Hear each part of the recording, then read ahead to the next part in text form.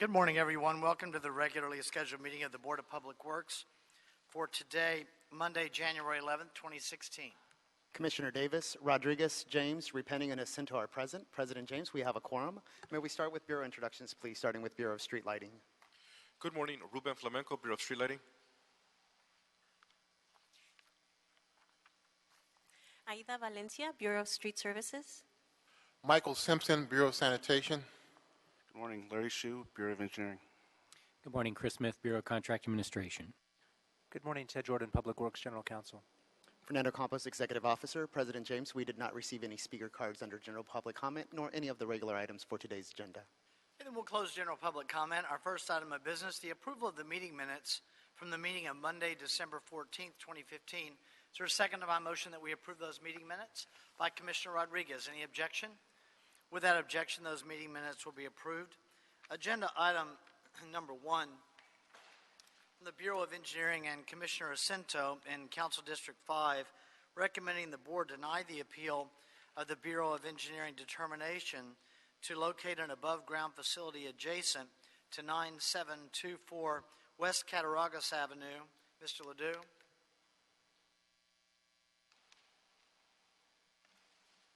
Good morning. My name is Jeff Ledoux. I work for Bureau of Engineering Central District. This is an AT&T cabinet for high-speed internet that will be placed adjacent to 9724 West Cattaraugus Avenue on the Castle Heights Avenue side of the property. This cabinet is about 40 inches tall by 25 wide by 20 deep. It's in Council District 5, Paul Koretz. They are remaining neutral on this application at this time. We did have appeal from the homeowners adjacent to this cabinet, Michael Lefkowitz and Jill Cannon. As we said, we did have an appeal hearing on November 30th with Commissioner Jacinto, and basically the arguments of the appellant is that the cabinet's an eyesore. It would have a negative effect on the property values. They had some concerns because the site of the cabinet is where their sewer connection comes from their house to the main in the street, and they didn't want it damaged in the process of possibly putting in that cabinet. I did do a site visit out there with AT&T.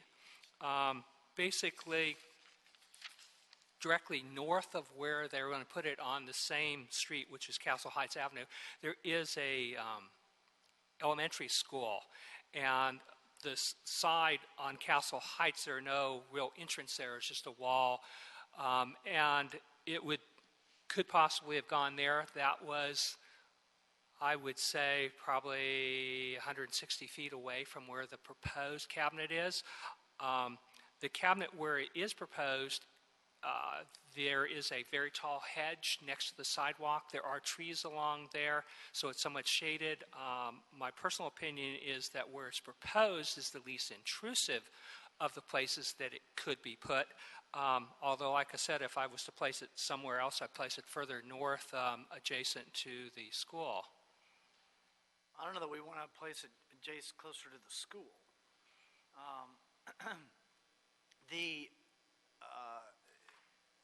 The two issues you raised, Mr. Ledoux, first of all, the issue about potential of AT&T to damage the sewer that's adjacent to the property. If that were to occur, AT&T would be responsible to make good on that, correct? Yes, they would. According to the municipal code section, they have to make good on any damages they do, whether it's to the property or to landscaping or whatever. AT&T has also been made aware that that sewer connection is situated right there and maybe a little shallower than the norm, so they have been forewarned. Any concerns of AT&T on whether or not they would be able to do that work with what's the confidence level that they could do that work without causing the damage on the sewer? No problem whatsoever. If there's even room, they could always even just move it a couple feet to the side if they so it's not directly on top of that. There's not a real problem with that. in considering moving it closer to the school, was the school notified? The school was notified that AT&T was proposing it at this location, not at the school location. The front of the school is actually on Cattaraugus, I believe, and that's where all the loading and unloading of the school is. It was basically a solid wall along along the side of the school that it could possibly go on, and there's sidewalk as well as parkings with trees. It's more open at that location. Like I said, the proposed location is less intrusive and more hidden. The other issue regarding, the other issue that was raised by the appellant is an issue that we're precluded from considering by statute, correct? Yes. Colleagues, any thoughts? Mr. Davis? Are there any of the residents who have filed here? At the hearing? No, I did email Mr. Lefkowitz, as I had before, so I know the email address is good. It did not come back undeliverable. Are there any other alternatives other than the school as well? Not really, because the problem is when you get on the main street that their house faces, everybody else's house faces it. That was the advantage of being where it was. It was on the side of the property, because this is a single-family residential area. So beside the school where it's just a blank wall, anything else is far more intrusive and most likely would be in the front of people's homes. It sounds as if, based upon what you're saying of the alternatives available today, that the school probably would be a better alternative than implementing it in private property in the homes. I don't know what the response has been from school administration, but of the two alternatives, the home versus the school, I don't know what response we've received from constituents. It appears to me, though, that you've given an amenable alternative based upon what you tell us is available, and you say that that is the only alternative, basically, that you have available within scope of being able to implement it reasonably. That's true. Schools are always somewhat problematic in that, people load and unload kids at different places. Normally they do it on the main street there. Also, We haven't obviously provided they're notice attractive that- nuisances. We haven't provided notice to this school that it would No, even... if we were, say the board was to rule that they would deny this proposed location and go with an alternate, then AT&T would have to cancel this and they would have to file a new application. We start all over, and then the school would be notified that it's going to now be adjacent to the school. What would the adverse impact be on the school to have it there? Not a whole lot at where it is, because like I said, it's not where the parents cross the street. It's not where they drop off. It's not where the buses are, per se. Like I said, it's pretty much a blank wall there. It's not next to any classroom windows or things like that. That we know It of. would be without the covering, though, of the foliage, correct? Well, there is parkway there, so there would be landscaping placed on either side of it, and there are some trees along there. Go ahead, Commissioner Davis, I'm sorry. Based upon what we know, then there are no acute adverse impacts of having it at the school. Not that I'm aware of, other than what, like I said, it is well over 100 feet away from where it's proposed. I don't know what the impact to the connectivity, obviously the cabinet's connecting into AT&T's infrastructure. AT&T is here. If there's any, they can answer any questions related to that. But as far as aesthetics go, no. Yeah, because given what I've heard you say, constituents have a real problem with it being an eyesore, among many other things, in their home property area. And it just appears, based upon what you've presented to us, that that is the better alternative. I don't know how my colleagues feel about it, but that's what I hear. Thank you, Commissioner Davis. I am not comfortable moving it to a school without alerting the school and giving them the same type of opportunity to respond. And there are, while we can sit here and speculate on what the issues might be, the administrators might know of effects on that area that we don't, because That's they're correct. there every day. So we would be making a decision without having that information, and that I don't want to do. So we can either put it where it is now, as has been proposed, or we can start the notification process in moving it to the school. But I don't want to move it to the school as an alternative site without having provided them the notice and opportunity to be heard. Commissioner Jacinto. Thank you. Jeff, where are we at in the shot clock or the sort of time period for this application? In time frame, this was applied for the middle of October, actually October 14th, so you're November, December, January, you're about three months into it, 90 days. Normally, the ordinance states 30 days, but then there was an appeal, and it doesn't state a time frame necessarily for the appeal process. Thank you. If there's no further discussion, I'm going to move that we move to approve the denial of the appeal. Move to denial of the appeal. That's Commissioner Jacinto's motion, seconded by Commissioner Rodriguez. I'll vote. Let's do a hand vote. This may not be unanimous. All those in favor? Any opposed? Then it'll be unanimous, 5-0 on that. So the board report as submitted has been adopted. Thank you.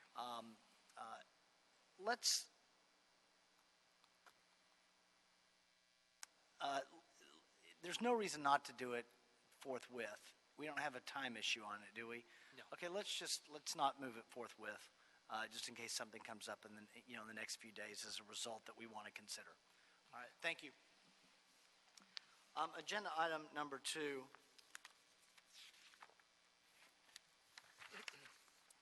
Bureau of Engineering for Council District 11, recommending the board authorize $130,000 in additional contingency and approve a revised construction budget of $5,826,432 and authorize the city engineer to issue supplemental agreement change order numbers 37 and 43 to L.H. Woods and Sons for a not to exceed amount of $130,000 to replace existing manifold for additional sheet pile cost and delay costs associated with the design in connection with the Venice Pumping Plant Discharge Manifold Replacement Project. Brad Jensen. Good morning. My name is Brad Jensen. I'm with the Wastewater Conveyance Engineering Division of the Bureau of Engineering.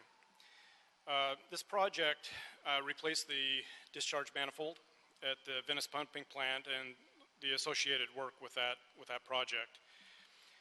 At the conclusion of this project, there was 2 change orders that needed to be negotiated. Change order 37 compensated the contractor for sheet piles that were installed on the north side of the project that needed to be left in place due to a concern that removal of those could result in settlement and property damage. Not only to private property, but also to facilities that were installed as part of this contract. The cost to leave these sheet piles in place and to remove the top 4 feet of that material is approximately $50,000. And so basically what this change order does is to compensate the contractor for material that was left in the ground. Change order 43 deals with some delays that were caused by the city. At the beginning of this contract, the valves that were specified in the contract were determined that they were larger than the vaults that were designed to house those units. The actual dimensions of these valves could not be determined during the design phase. These are off-the-shelf, or not off-the-shelf items. These are custom manufactured. So based upon our project specifications, the contractor could then determine the actual dimensions of these valves. The city needed to redesign the vaults. There was multiple surveys required to make sure that these new vaults would not encroach into private property, and that also delayed the contractor from designing his shoring and also implementing the shoring and the excavation. The city determined that the city caused the contractor about a 3-month delay to his work at a cost of approximately $80,000. And as such, we recommend to the board that to authorize the $130,000 in additional contingencies and authorize the city engineer to issue the supplemental agreement change orders 37 and 43 for a cost not to exceed $130,000. Any questions on agenda item number 2? I do. Commissioner Jacinto. Thank you. Brad, thanks for your report. You know, the sort of the design, from design causing the delay, I think that's the hard part. Yeah. It could have, should have, I think, in hindsight, in terms of our expertise in specs, to avoid that sort of from not knowing to, we have a 3-month delay, there's an $80,000 hit that we have to take because of that delay. Yeah, one of the things that we talked about as a lesson learned for this project is what we could do next time. Again, these valves are custom manufactured, and so we don't know the exact dimensions of these.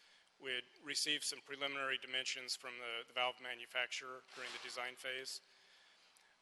One of the lessons learned that we had talked about for future projects is to either, one, allow more room for these valves or put an allowance item in the bid, in the contract, to allow the contractor to size those vaults based upon the needs. So that was a lesson learned that we've incorporated into future projects. Thank you. Anything further? Is there a motion on number 2? Commissioner Jacinto's made, I'm sorry, Commissioner Jacinto, we have a speaker card on number 2. Mr. Spindler, thank you, sir. On number 2.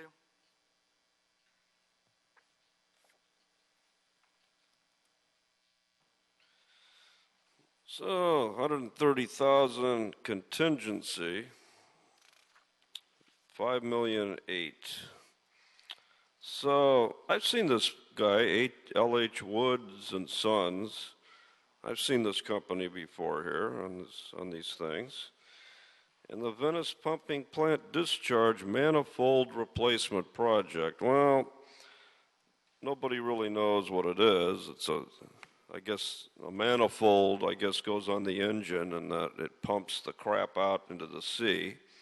So we can't have urine and drug paraphernalia out into the street. So we need this $130,000 of additional money, because once you start a project and you don't plan it correctly and you don't read what it's about, people come with things called change orders.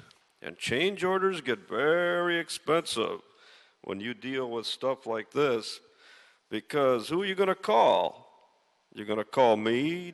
You're going to call the plumber out of the phone book or the internet?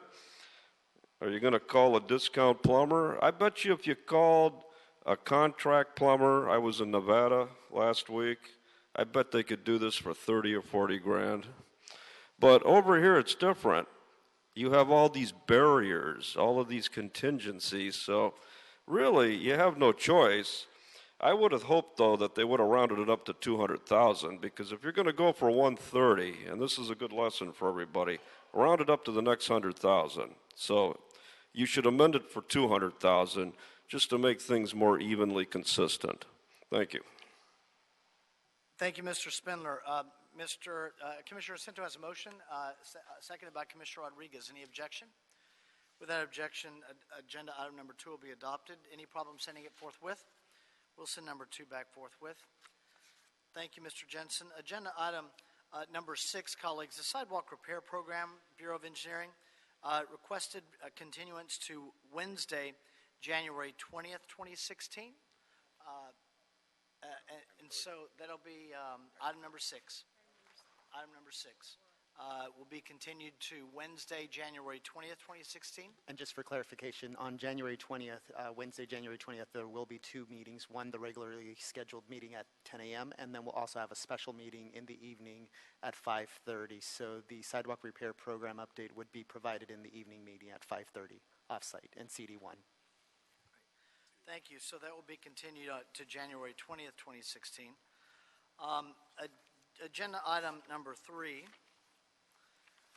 Bureau of Engineering for Council District 11, requesting the board rescind the November 4th, 2013 authorization to use Construction Services Contract 8 and authorize the city engineer to utilize the Cisco and to issue task work orders to Murray Company LP with a budget authority of $290,953 in connection with the Venice Pumping Plant Vibration Rehab Phase 2 project.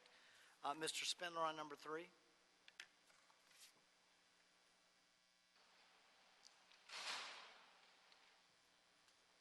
Shame you canceled number 6. I had a card on that. I was going to talk about Negro Street Services Day, but all right. Now, Cisco lately, boy, they're becoming disfavored here in this room. What's going on here? We're switching Cisco with Murray Company LP? Shame, shame, shame. Just because Cisco, they brought up that little thing a couple of weeks ago, which we won't go into. It wasn't their fault. It's just the way things are in this building. This building, you come in a nice guy, and then you breathe the air in here, and you walk out, and you become a greedy little monster. It just happens. It's in the ducting. I'm immune to it, though, because I was arrested and detained 13 and a half hours by Charlie Beck. So I'm actually a creditor of this city, so that's why I'm immune to this. They owe me a lot of money. They're going to pay. But Cisco, they've went along with you guys with everything you've told them to do. Bark, roll over. They've done everything. Cisco's done everything over the years that you've told them to do. Now you're stabbing your good friend in the back, and you're substituting them out. I don't think that's right. I object to this. I think Cisco should come up here and have to agree to this. If Cisco does not agree to this, then, or they should get paid off to agree to this, then Murray Company shouldn't get it because, again, it's for $290,000. I told you people in the last item, you got to round it up to the next 100,000. So make it 300,000, number one. And number two, get Cisco's permission. I know they're disfavored, but they've been good buddies to this commission for the past 20 years. Remember your friends and keep your enemies closer. That's what you have to do. Because later on, when the FBI shuts this building down, you're going to need your old friends. Mr. Jensen on number 3. Good morning. Morning. Again, the Venice Pumping Plant is the largest pumping plant in the city's wastewater collection system, and typically conveys approximately 25,000 gallons per minute of sewage to the Hyperion treatment plant during dry weather conditions. At this plant, there are slightly elevated vibration levels when 2 pumps are in use during normal operations. Bringing on additional pumps during the wet weather conditions increases the vibration levels and can pose a risk of damage to the structure of the pumping plant as well as the stability of the pumps and motors. The Cisco contractor completed the first phase of the vibration reduction project in 2012 that reduced the vibrations, but there's still some vibrations that remain and need to be addressed. This work was originally approved by the board in November of 2013 under the Cisco 8 contract. Cisco 8 has since been finished, and Cisco 9, which is Murray Company, is the new Cisco contract. It's imperative that we proceed with the installation of the vibration isolators and support hangers at the pumping plant to take place without a delay. This will minimize the problem that could be caused by the excessive vibration that may arise of the strong El Nino storms that are forecast this winter, and using the Cisco is the quickest and most optimum way of completing this work. Because of the ongoing problems with excessive vibrations, we need to reduce the vibration health risk for plant personnel, reduce noise levels at the plant. It's recommended that the board first rescind the previous authorization and approve the use of Cisco to complete this project as promptly as possible. Further, the Bureau of Engineering requested the board authorize the use of Cisco for a cost not to exceed $290,953. Any questions on agenda item number 3? Commissioner Jacinto. Thank you, Brad, again. So the phase 2 is for an augmentation. It's continued. It didn't work phase 1, not enough dampening. So we have to proceed to phase 2, which is $290,000. Correct. It says that there's a potential of a phase 3. So there was a study done back in 2010 that identified phase 1, 2, and 3. So phase 1 was implemented already, and what we're doing under phase 2 is actually phase 2 and phase 3. So we're taking the rest of the recommendations from that study and implementing them as part of this project. So based on that study, we should, this should be the final in order to dampen enough to create a safer situation for the plant and for the pumps. Correct. Thank you, Commissioner Cento. Anything further? Is there a motion on number 3 by Commissioner Cento, seconded by Commissioner Davis? Any objection? Without objection, we'll adopt agenda item number 3. Any problem sending it forthwith? We'll send number 3 forthwith. Thank you, sir. Thank you. Agenda item number 4, Bureau of Engineering and the Bureau of Street Services for Council Districts 4, 5, 10, and 11.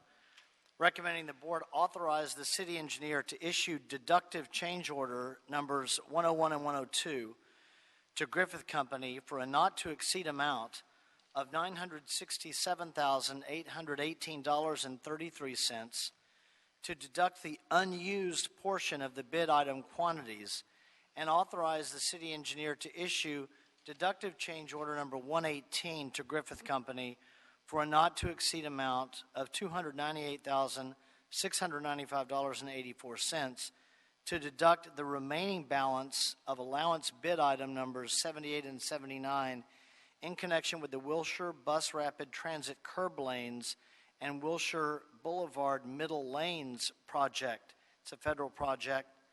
Mr. Spindler, you have a card on number 4.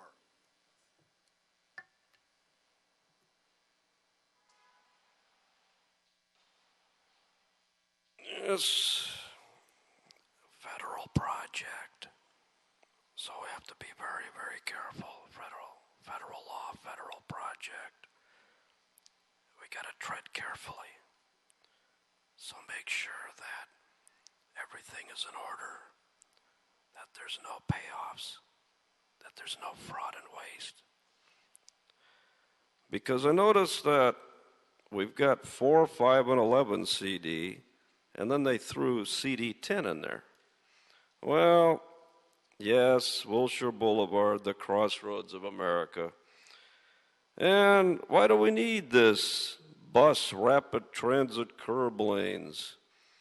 Because the wealthy need to bring their servants in from the poor areas to the rich areas. That's what 4 and 5 and 11 are. 10 just happens to be the crossroads. That just happens to be there by example. I mean, they're not really doing anything for CD10 and the poor people in CD10. They're just putting CD10 under to make it look like they're being equanimable, when in fact, this is just to take the segregated city and make sure they can shovel the poor people to and from their jobs into CD4, into CD5, into CD11, back and forth, across 10, so that the poor can get off and then take their trains and go all the way down to Long Beach and Boyle Heights and Lincoln Heights and Watts. And that's all that this is. And we're spending millions of dollars to take these poor people and send them over to serve the rich. What we should do is give these people vouchers and let them take Uber or Lyft to work back and forth instead of all of this nonsense. Because also, you're blocking traffic with these stupid projects. Mr. Spindler, on number 4, Mr. Schulen.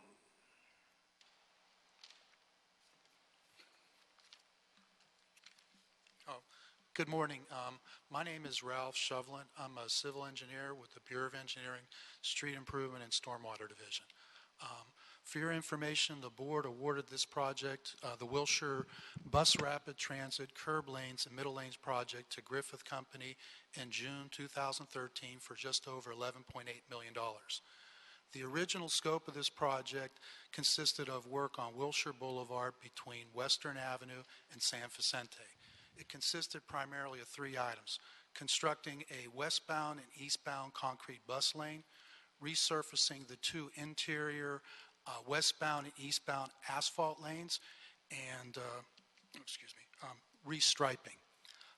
This project was significant, the scope of this project was significantly increased twice, which required us to come to this board to request additional funding.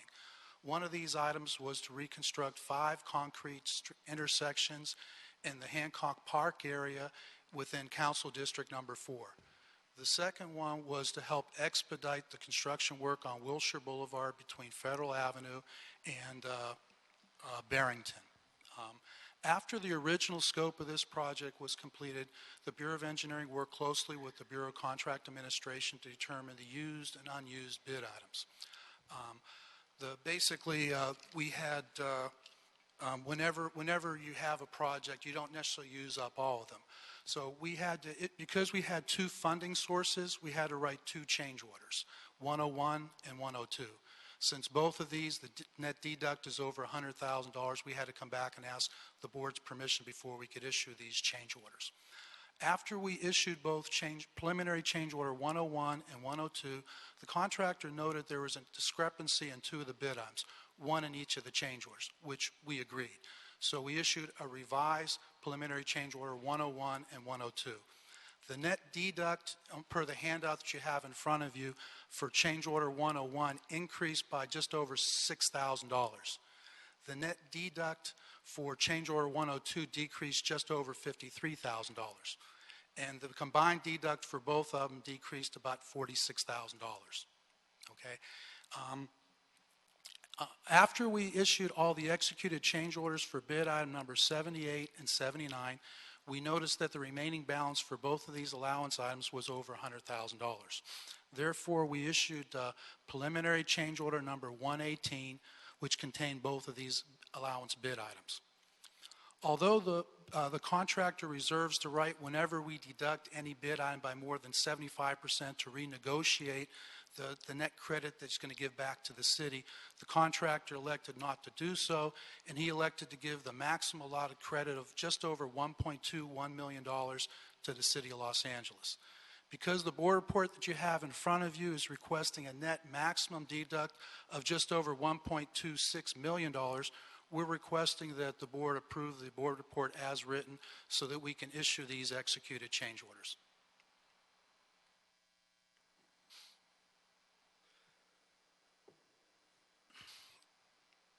Mr. Schillen, normally when there is a deductive change order at the end of the project that is the percentage that this one is, roughly 10%. It's over 10%, Yeah. correct.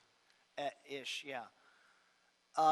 It's a red flag for some irregularities in the project, but were there any such irregularities in this project? I only ask because this would not be termed a quote-unquote problem project based on our experience. Correct. It seemed to go well, was successful. So why would the normal characteristic of such a high change order ratio not apply here? I talked to several people, including, we had a Bureau of Contract Administration inspector there. And we also had a field engineer at the site. Whenever there was a need to write a change order, we did do so. I tried to, figure out why the cost was so high.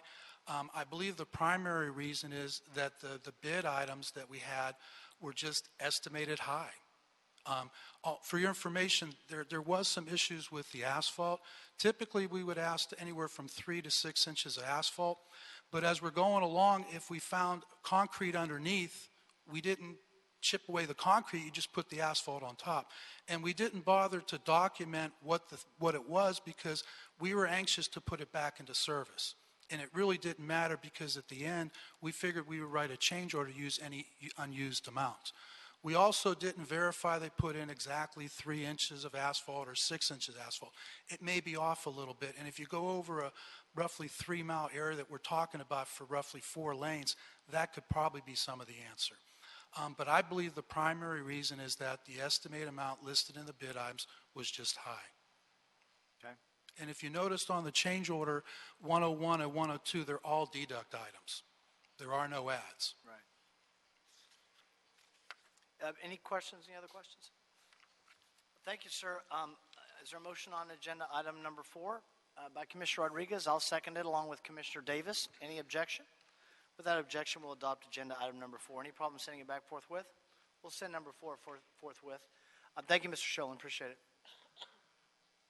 Agenda item number 5, Bureau of Street Services for Council District number 3, requesting the Los Angeles County Auditor and Controller to remove the weed abatement charge of $3,569.55 as assessed against the property described as 2127-014-038 as levied on the 2015 secured property tax roll in the name of Raymond Trust.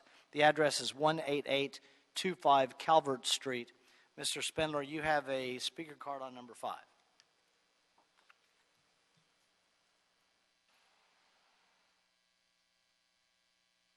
Yes, I'm dealing with the criminal element of the building and safety assholes in CD3, just like this poor Raymond Trust. So I can tell you that that council district's got many, many problems assessing these abatement charges and all of this thievery against these property owners. And it has to stop. Every week on the city council agenda, whenever they're here, but they like to take a month off every couple of months over there with Herb Wesson Jr.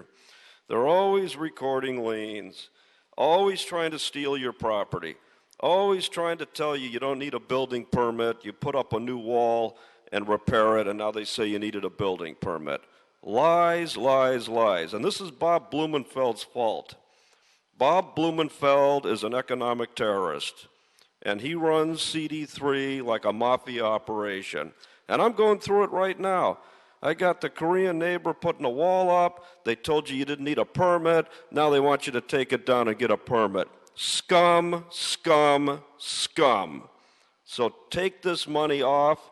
Also pay the Raymond Trust liquidated damages at $10,000 and a written apology from this bureau for this ridiculous, stupid, rotten bullshit that you put these people through when they have to keep fighting these things, when they're not guilty of anything, and you never get a hearing, you never get to see a judge, you never get a right to due process on any of this stealing because these rats want to be paid off.